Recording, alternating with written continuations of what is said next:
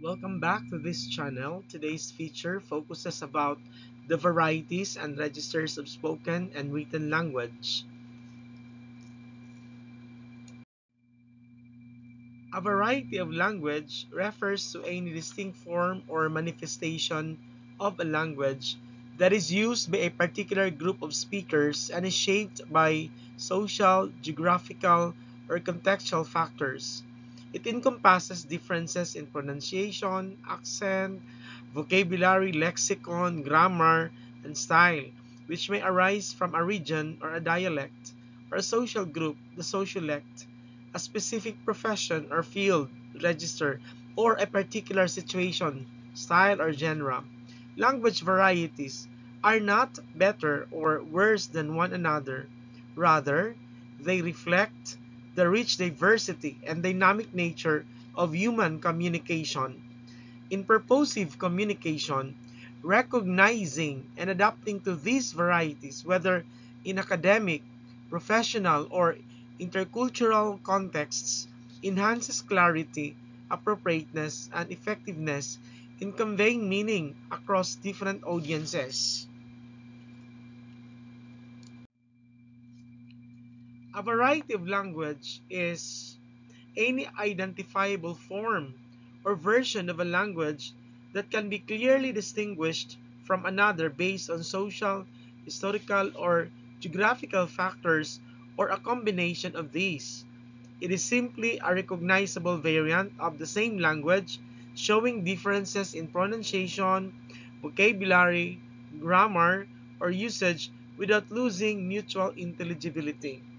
Within this framework, dialects are often regarded as regional varieties, reflecting geographic distinctions, while sociolects are known as social varieties, representing differences linked to social class, group identity, or professional communities. When used objectively, the term dialect remains appropriate to describe these varieties, highlighting the natural diversity and the dynamic character of human communication. Now, let us proceed to the pidgin. These are the varieties identified and described as pidgin or Creole. Now, a pidgin is a simplified, newly formed language that arises when speakers of different native languages need to communicate but lack a shared tongue, often for trade or practical interaction. Initially, a pre-pidgin is highly limited in vocabulary and inconsistent in structure, but as it stabilizes, it develops its own set of grammatical rules, distinct from those of its lexifier. We are referring to the language that provides most of the vocabulary.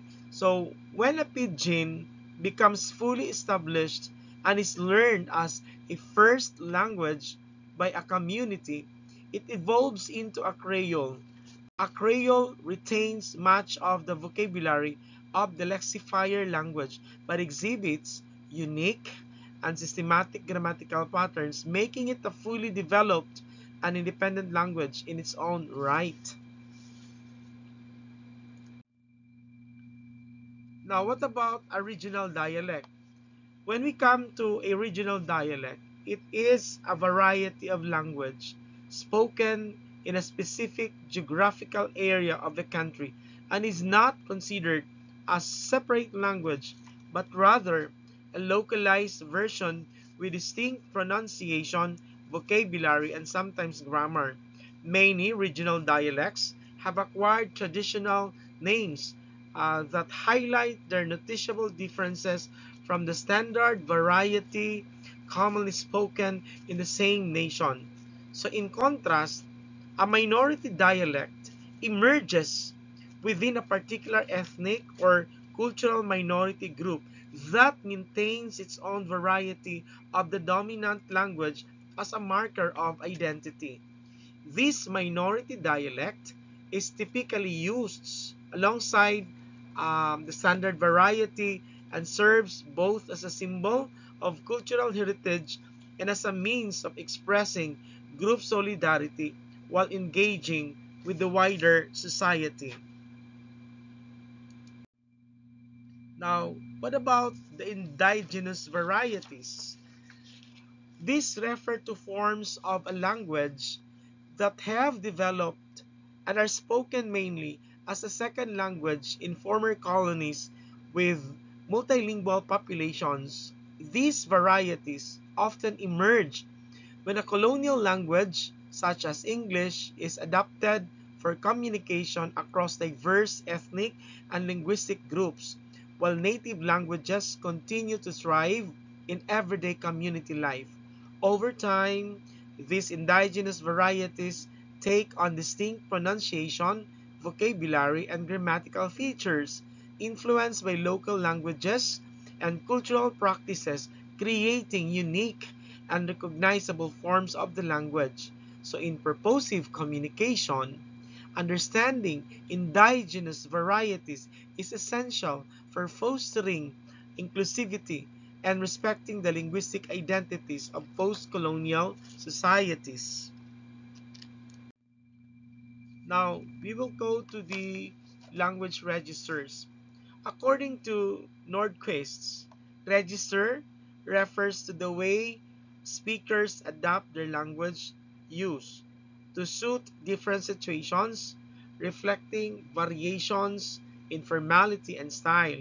Now, this includes not only the choice of words, but also the tone of voice, body language, and level of politeness, all of which shift depending on the contexts, no, and audience. For example, um, the casual, relaxed expressions you use when chatting with friends or will naturally differ from the more formal and carefully chosen words you employ in a job interview or at a formal dinner. Now, these stylistic variations are also called levels of formality, demonstrate a speaker's ability to adjust communication to achieve clarity, appropriateness, and effectiveness, which is a vital skill in purposive communication. Now, let's go to the registers. Registers refer to the different ways people use language, no, depending on the social occasion, context, we have purpose and audience shaping how messages are delivered and received. So each register is characterized by specific vocabulary choices, turns of phrase, colloquialisms, and jargon, as well as variations in intonation, pace, grammar, syntax, and tone. Registers are not limited to spoken communication. They also appear in written and signed forms, allowing speakers and writers to adjust their language for different levels of formality. As a result, a register can range from extremely formal and rigid, such as in legal documents or in academic discourse, to very casual and intimate, as in friendly conversations or even in personal messages, ensuring that communication remains appropriate and effective in the diverse situations. Now, a register of language is the level or style of language that a speaker or writer chooses based on the situation, purpose, and audience of communication. It reflects how people adjust their words, grammar, tone, and even body language to suit different contexts. For example, using formal, precise expressions in academic writing or in business meetings, no? And casual, relaxed language when chatting with friends, as I have told a while ago. Registers can range from very formal, such in legal or ceremonial discourse, to informal or intimate, as in personal conversations, and may include the use of specialized vocabulary, jargon, or colloquial expressions. Recognizing and using the appropriate register is essential in the course purposive communication to ensure clarity, maintain social harmony, and convey messages effectively, exactly in diverse meetings. Now, the frozen or static register. There are five distinct registers. We come to first the frozen or static register. This refers to a highly formal and unchanging use of language that is preserved exactly as it was originally composed and is not shaped to modification over time. So this register is typically found in historical, legal, or even in ceremonial texts such as constitutions, religious scriptures, national anthems, pledges, or traditional prayers. So its wording remains fixed to maintain authority, tradition, and universality. And even the slightest alteration could change its intended meaning or diminish its symbolic power. So, in the course purposive communication, the frozen register demonstrates how language can serve as a permanent record of collective values and beliefs, ensuring continuity and shared understanding across generations. Formal. The formal register of language is characterized by its structured and polished style, typically used in professional, academic, and legal contexts, where communication demands clarity, respect, and precision. Although less rigid than the frozen register, it remains highly organized and free from slang or casual expressions, and it minimizes contractions to maintain a serious and authoritative tone.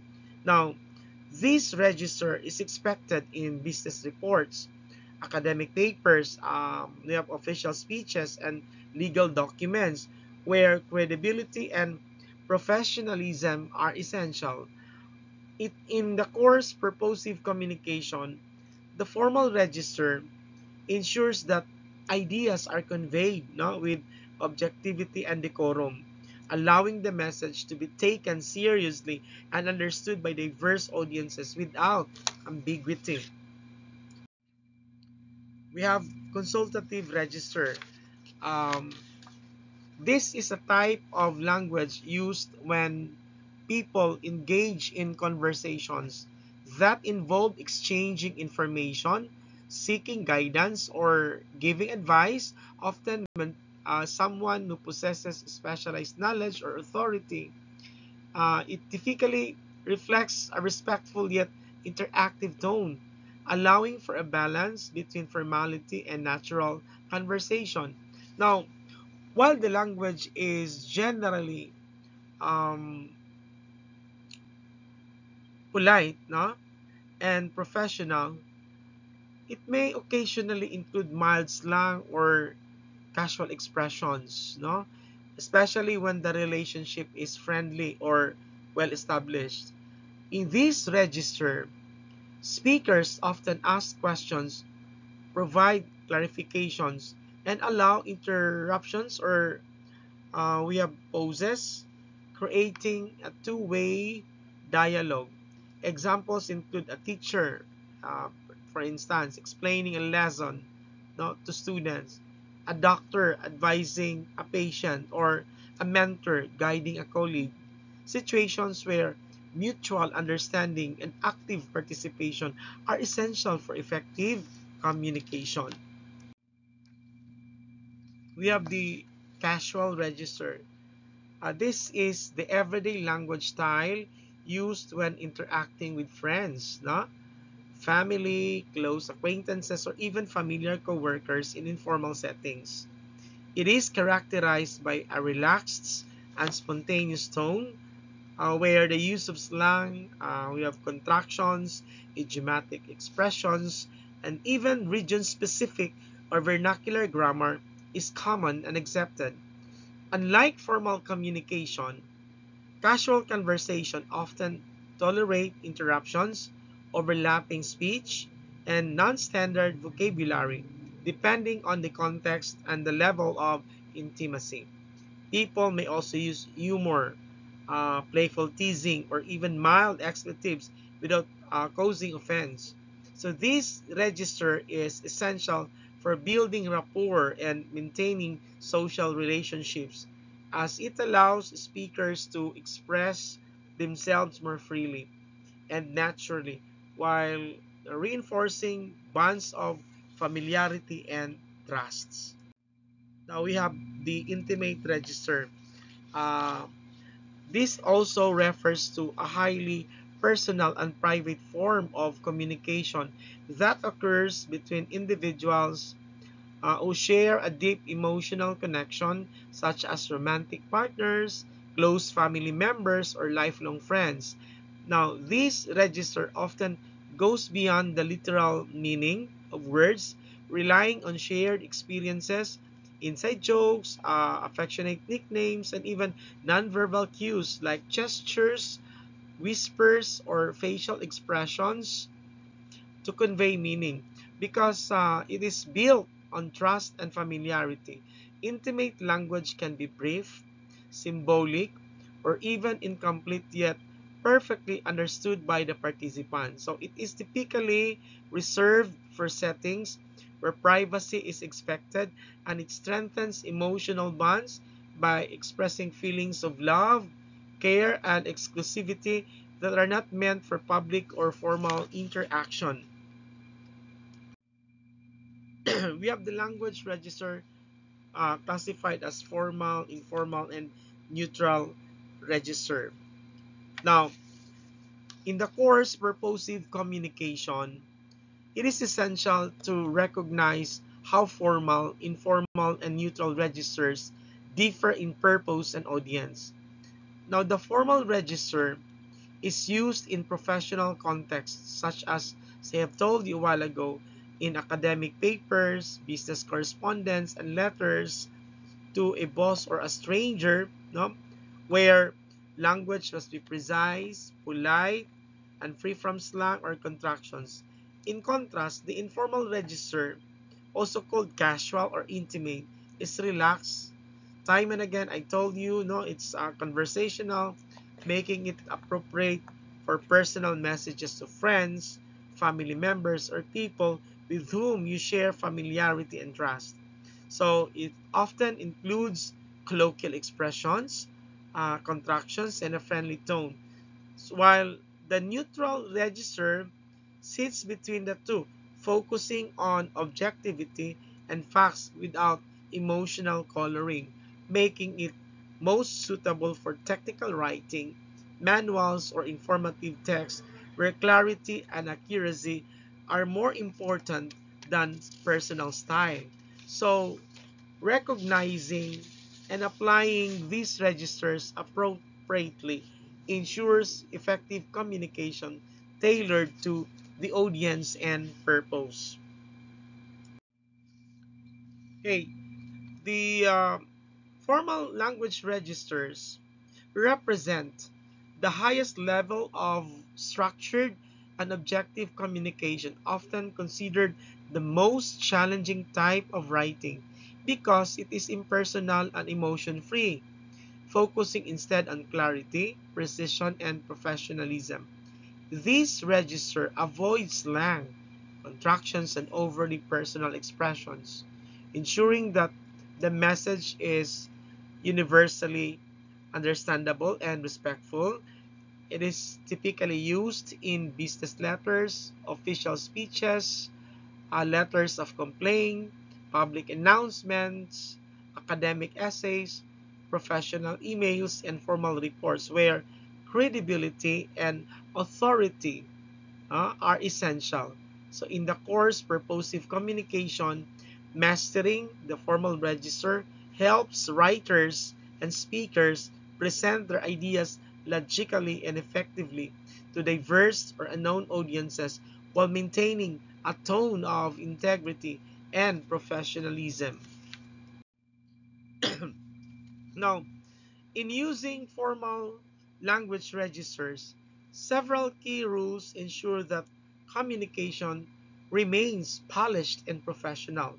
First, avoid contractions. Spelling words in their full form, um, write cannot instead of can't, have not instead of haven't, will not instead of won't, and is not instead of isn't. That is to maintain a serious and respectful tone. Second, spell out numbers less than 100, such as 19, 22, 78, or 6, to give the writing a consistent and formal appearance. Finally, always write in the third person point of view, avoiding personal pronouns like I, we, you, or us, so the message remains objective and personal. Now, observing these rules, no, ensures that formal communication is clear, authoritative, and appropriate for academic and professional and even official contexts. In formal writing, it is essential to maintain clarity, precision, and professionalism by observing specific stylistic guidelines. First, limit the use of passive voice, as in the bone was eaten by the dog, and instead favor active constructions like the dog ate the bone to create more direct and engaging sentences. Second, um, avoid slang, idioms, exaggerations like hyperboles and cliches such as awesome, cool, or okay, which can undermine the seriousness of the text. So, third, refrain from using abbreviations and acronyms unless fully spelled out on first mention. For example, you write National Aeronautics and Space Administration or NASA before using the acronym alone. Lastly, do not begin sentences with coordinating conjunctions like and, so, but, or also. Instead, use formal transitions such as nevertheless, in addition, as a result of, or although, to achieve smooth and professional coherence. Now, following these guidelines ensures that formal communication remains polished, credible, and effective.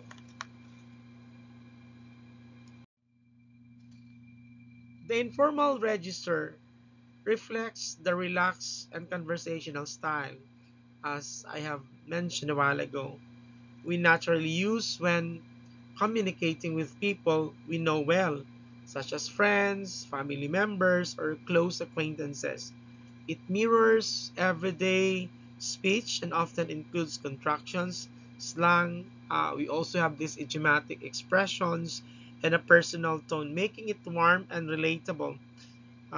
Informal writing is typically used in personal emails, friendly letters, phone texts, most blogs, short notes, and personal diaries or journals where strict grammar rules can be more flexible and the focus is on expressing thoughts and emotions freely. So, in purposive communication, understanding the informal register is important because it allows for more natural and engaging interaction in personal or casual context while still maintaining clarity and respect. Okay, so uh, in the informal language register, there are virtually no strict rules, allowing writers to express themselves as naturally as they speak in everyday conversations. This style often includes slang, cliche, figurative language, jokes, symbols, abbreviations, and acronyms, as well as the free use of personal opinions and emotions. So, writers may use extra punctuation, short or incomplete sentences, and either active or passive voice, depending on the flow of thought. So, informal writing can also be done in the first, second, or third person and may or may not follow standard paragraph structures because It mirrors spontaneous speech. This register is ideal for personal notes, casual emails, text messages, and other contexts where the focus is on warmth, familiarity, and easy understanding rather than on rigid grammar or formal conventions. We have also this neutral language register. This is used when presenting facts and information in a clear, balanced, and objective manner without expressing personal emotions or bias. This register focuses on delivering content accurately and straightforwardly, making it ideal for reviews, technical writing, articles, certain types of essays, and some formal or semi-formal letters where the primary goal is to inform rather than to persuade or to entertain. It generally avoids slang or overly formal expressions or highly emotional language, maintaining a professional yet approachable tone. So, in the course purposive communication, mastering the neutral register is essential when the purpose is to communicate reliable, factual, or precise information, ensuring that the message remains credible and easily understood by a wider audience. That would be all. Thank you for spending your precious time, and God bless us all.